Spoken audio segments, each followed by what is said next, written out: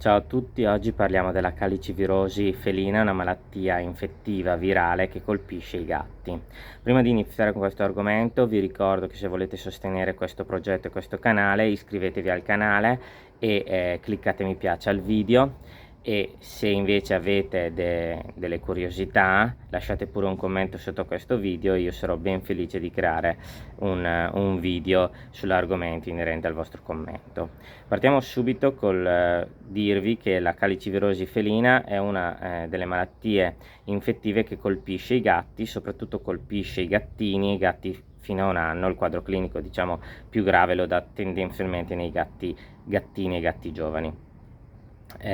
Fondamentalmente è un virus molto resistente nell'ambiente, viene disattivato dall'ipoclorito di sodio, ma è un virus molto resistente e molto contagioso, quindi le situazioni più gravi chiaramente le può creare in ambienti dove abbiamo come la maggior parte delle malattie infettive, in ambienti dove ci sono tanti numerosi gatti, come per esempio colonie feline, gattili, allevamenti. Quali sono gli organi che colpisce il calicivirus? Tendenzialmente sono 3, sono gli occhi, il naso e la bocca. Negli occhi crea una congiuntivite con blefarospasmo, chemosi. Nel naso abbiamo fondamentalmente una rinite, che inizialmente possono esserci semplicemente gli starnuti, poi può esserci produzione di muco, e se ci sono infezioni batteriche secondarie anche muco purulento. In bocca invece fondamentalmente può creare delle ulcerazioni al cavo orale della lingua e delle gengiviti. Inoltre il calicivirus è soggetto a numerosi studi su altre patologie, come per esempio la cistite idiopatica e anche i polipi rinofaringei. Sono studi, non si sa esattamente se semplicemente hanno trovato il calicivirus in questi soggetti, o se quindi l'hanno trovato ma non c'entra nulla sulla patologia, o semplicemente, oppure c'entra. Comunque questo diciamo è gli studi in atto sia sulla cistite idiopatica che sia sui polipi rinofaringei. Può dare anche una sindrome in cui c'è un'andatura rigida nel gattino, però più rara. Tendenzialmente il quadro clinico che noi vediamo sono queste congiuntiviti e queste riniti. Qualche caso di ulcerazione del cavo orale con gengivite si nota, però fondamentalmente sono quei gattini che trovate che hanno queste congiuntiviti. La diagnosi di solito si effettua attraverso un tampone e attraverso la PCR.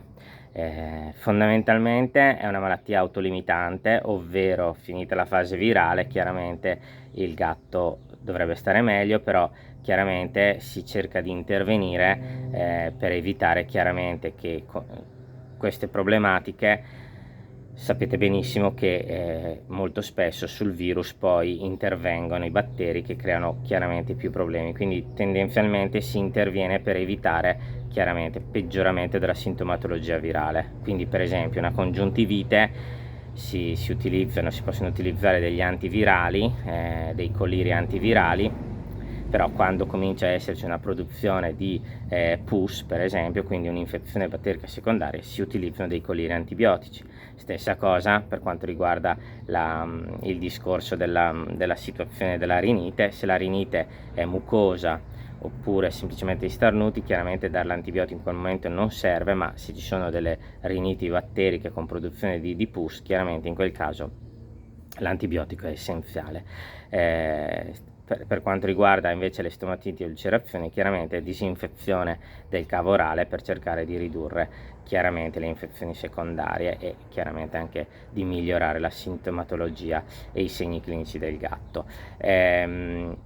La terapia in realtà, ovvero il controllo in realtà, avviene attraverso la vaccinazione sia dei gattini, ma soprattutto, e questo forse è il problema della questione, sarebbe essenziale riuscire a vaccinare le gatte. Il problema è che molto spesso statisticamente i gatti vaccinati sono i gatti di proprietà che tendenzialmente i proprietari sterilizzano, quindi a meno che negli allevamenti, questo anche nelle fattrici vengono vaccinate, però tendenzialmente nei gatti che vivono esternamente, che non sono